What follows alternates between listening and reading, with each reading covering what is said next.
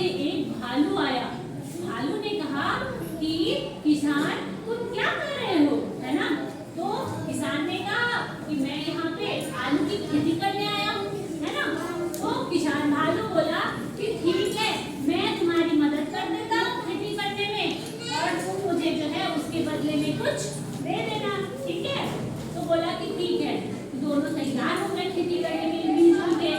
उसके बाद क्या हुआ कि किसान ने भालू से कहा कि मैं तुम्हें खेत में जो आलू बोऊंगा तो जो पार्ट जमीन के ऊपर का होगा ना वो तुमको दूंगा, और किसान कौन सा पार्ट रखेगा, भाग जो जमीन के नीचे का भाग है वो किसान रखेगा।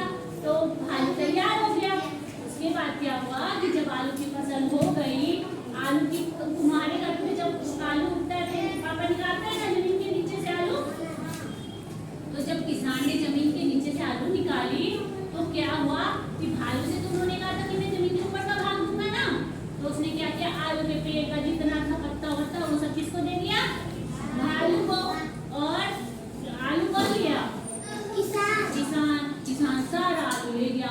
इतने में भालू को गुस्सा आ गया। क्या आया, भालू गुस्सा हो गया कि मतलब मैंने इतनी हेल्प की, इतनी किसान की मदद की और फिर मैंने उस किसान ने बदले में मुझे क्या दिया, पेड़ का पत्ता, इसने मुझे एक भी आलू नहीं दिया, है ना। किसान को गुस्सा आया।